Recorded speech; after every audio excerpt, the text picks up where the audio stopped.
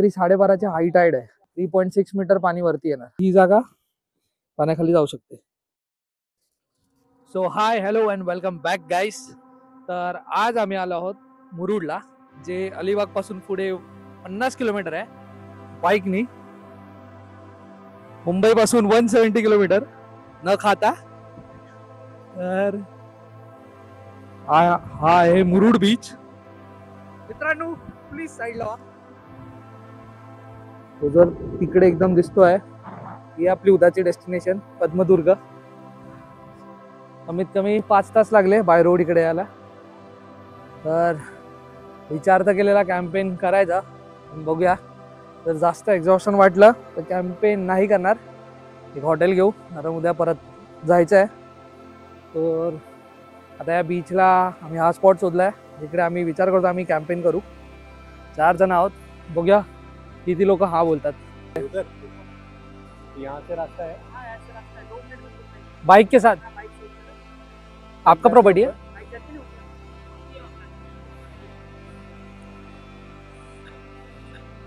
उसने बताया कि वहाँ पे अपन टेंट डाल सकते हैं, तो टेंट वहाँ डाल देंगे. तो मॉर्निंग में आके पद्मदुर्ग कर लेंगे. यहाँ पे पद्मदुर्ग करके वहाँ मुरुड जंजीरा के लिए निकल. हाँ कर लेंगे अगर टाइम रहा तो. मुरुड जंजीरा ये भाई इसको 8:30 लगे. इधर से तो कम से कम 10:30 बजे फ्री होगा. इधर से 10:30 तो कम से कम उधर इधर से तो 2-3 बजे निकलेगा. फिर याद रख, इधर से 2-3 बजे निकलेगा तो अलीबाग पहुंचने को 50 किलोमीटर है इधर से. तो कम से कम 2 घंटा जाता है कम से कम, क्योंकि रोड खराब है इधर से. मैं गया हूँ, अभी अच्छा किया रहेगा तो मेरे को आयडिया नहीं है. फिर भाई जो बोलेंगे वो डिसाइड करेंगे. तर जसं राजू सर बोलले आहेत इकडे आम्ही लावणार होतो, पण टेंट लावू नाही शकत आहे. मग आता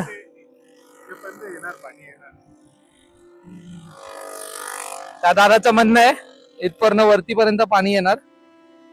तर मग आम्ही तिकडे आता एक जागा सांगितली आहे, त्या जागेला जाऊन बघतो आणि मग बघूया टेंट लावू शकतो का तिकडे.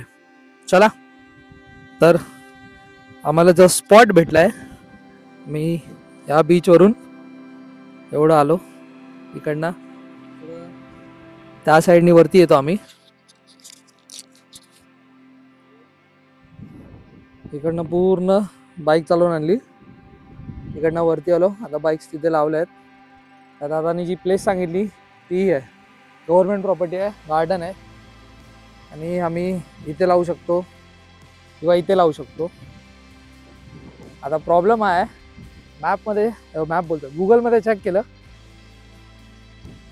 रात्री 12:30ची हाय टाईड आहे आणि समथिंग 3.6 मीटर पाणी वरती येणार. तर चान्सेस आहेत की ही जागा पाण्याखाली जाऊ शकते. त्यासाठी आमचे 2 बंधू हॉटेल शोधत आहेत. बघूया आता. पण व्ह्यू बघा गाईस, सनसेट, पद्मदुर्ग, आणि याला इग्नोर करा. सुप्रभात अँड गुड मॉर्निंग गाईस. तर मस्त आम्ही कॅम्पेन तर करू शकलो नाही. मग आम्ही इथे एक छोटासा हॉटेलमध्ये एक रूम घेतला. टाकत होता पा. आता सकाळी आम्ही चाललो आहे पद्मदुर्ग, त्यासाठी आम्ही खास आलेलो. हॅलो डन बॉयज, कचरा बंद आहे. चलो चलो चलो चलो. आणि आम्हाला पडला रूम 375 ला.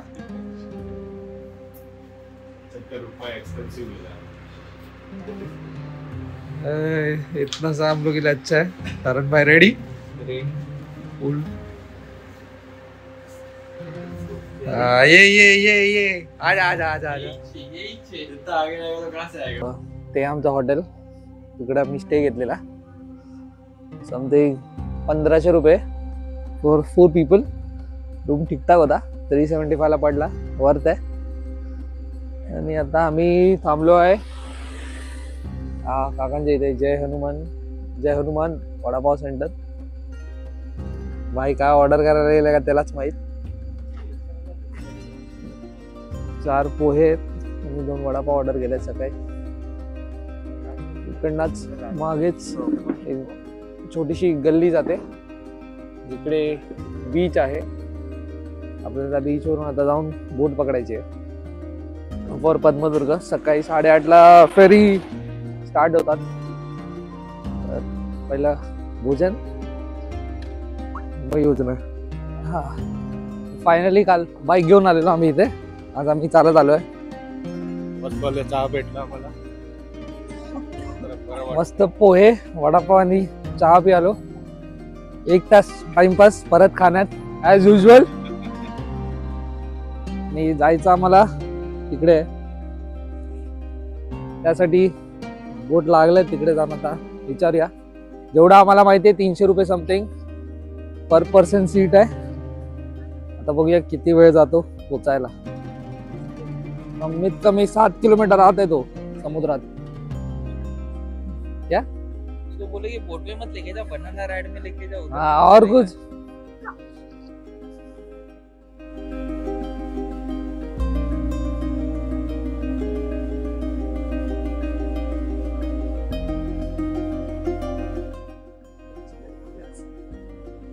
तो 300 रुपये सीट. 10 मिनिटं आम्हाला थांबायचंय. ती एक बोट चालली आहे तिकडे, पण त्याच्यात आमच्यासाठी जागा नाही. म्हणून आम्ही आता इथे बीचला असं थोडा टाइमपास करतो, तोपर्यंत आमचा नंबर लागत नाही. कुठल्याही राज्याला जर त्याचा आर्थिक पाया बुलंद करायचा असेल तर व्यापारचे मार्ग वर आपली पकड त्यांनी घट्ट केली पाहिजे. आणि समुद्री मार्ग हे सर्वात मोठे आणि महत्त्वाचे व्यापारी मार्ग आहेत, कारण इकडनं आपण पूर्ण विश्वबरोबर व्यापार करू शकतो. आणि ही गोष्ट छत्रपती शिवाजी राजांना 17व्या शतकात समजली होती. आणि त्यासाठीच त्यांनी नौसेना आणि जलदुर्ग बांधायला सुरुवात केली, ज्याने की आपले समुद्री तट आणि समुद्री मार्ग सुरक्षित राहतील. तळकोकणामध्ये त्यांनी अनेक जलदुर्ग उभारले आणि स्वराज्याचा वर्चस्व उभारला. पण मुरुड जवळ जंजिऱ्यामुळे सिद्धीला त्यांना मात द्यायला अवघड पडत होतं. त्यासाठी त्यांनी उभारला इथे पद्मदुर्ग.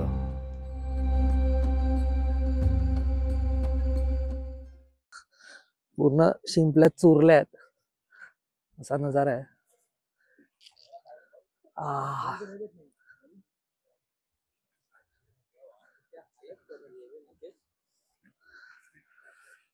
ही पडकोट भाग. तर बोटने आम्हाला इकडे सोडलं. आले भाऊ बंधू मस्त शूज घालत होते. नमस्कारम. मध्ये तामिळ आठवत्या लवड्याला. सो फायनली पद्मदुर्ग आले आहोत. गड 2 भागात आहे. हा मेन किल्ला, हा मेन गड, आणि या जागेला पडकोट बोलतात, जिकडे भाऊ मध्ये उभा आहे ब्लॉक. या साईडला तुम्ही बघू शकतात पूर्णपैकी बांधकाम आहे जे ते पूर्ण पडलंय.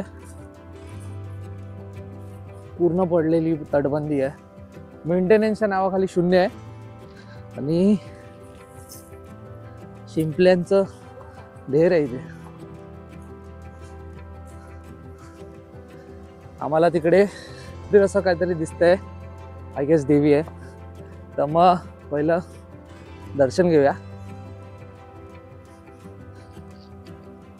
गडावर आल्यावर जे मूळ देवी देवत असतात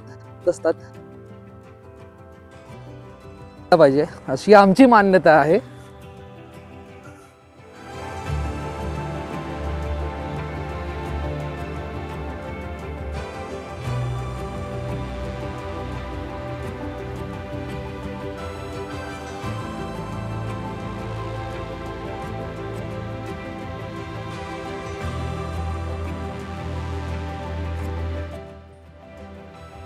एकदम मेटल है. देख सरडा, देख सरडा आहे.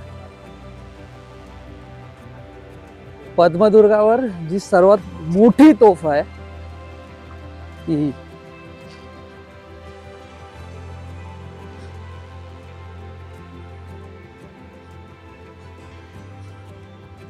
आणि याचा एम पण मस्त समोरच आहे, जंजिऱ्यावर. मी एक अशी म्हण ऐकली होती, ती म्हणजे जर पुरंदरच्या खाली जयसिंग नसता तर मग हा जंजिरा अजिंक्य नसता.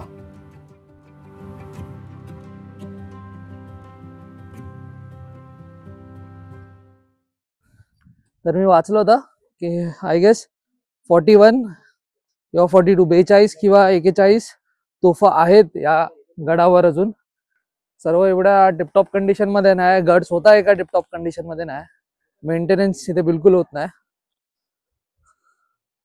आणि समुद्राच्या खूप आत आहे, आय गेस 7 ते 8 किलोमीटर आत आहे. तर मला वाटत पण नाही एवढा चांगला असेल मेंटेन.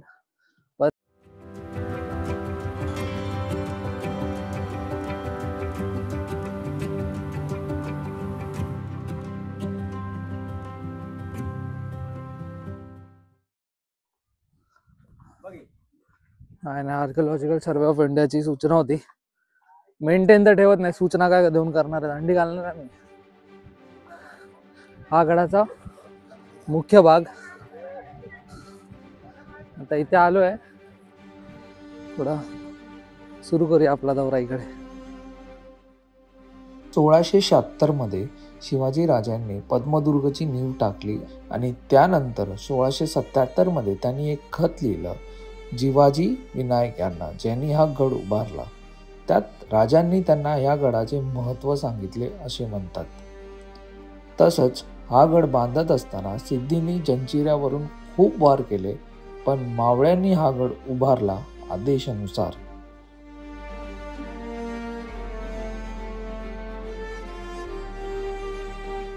थोरले महाराज गेल्यानंतर शंभूराजांनी पण पद्मदुर्गावरून जंजिऱ्यावर आक्रमण करून जंजिरा जिंकण्याचा प्रयत्न केला.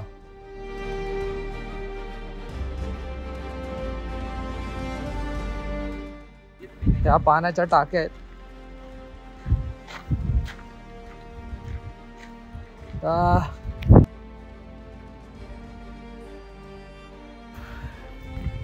आय गेस या फक्त खोल्या असेल असा आपण अनुमान लावू शकतो. फक्त त्यावेळेच्या खोल्या असू शकतात आराम करायला.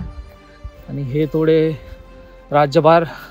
राज्यकारभार चालवण्यासाठी जे छोट्या मोठ्या काय बोलतात घरं लागतात किंवा जागा लागतात त्या.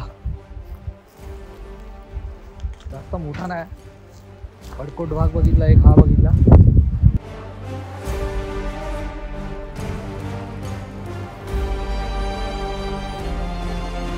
आधी हा गड दांडीच्या किनारपट्टीला जोडून होता, पण 2004च्या सुनामी नंतर गडाला जोडणारी वाट पाण्याखाली बुडवून गेली.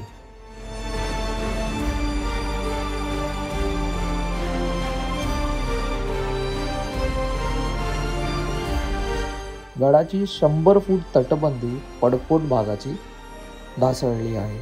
आणि अशीच हालत असली तर लवकरच वेळ येईल की पुढच्या पिढीला हा गड फक्त इतिहासात वाचायला भेटेल आणि फोटोमध्ये पाहायला भेटेल.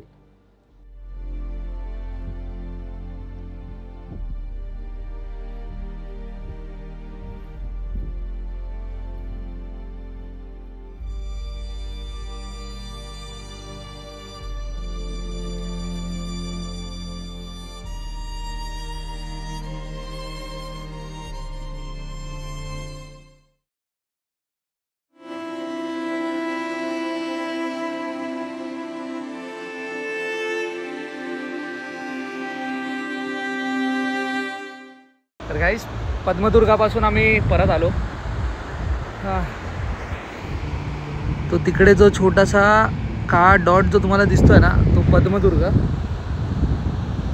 आणि इथे आम्ही आता आमच्या बाईक्स पार्क केल्या आहेत. ते दोघं त्यांच्या बाईक्स आहेत ते रिफ्यूल करायला गेलेत.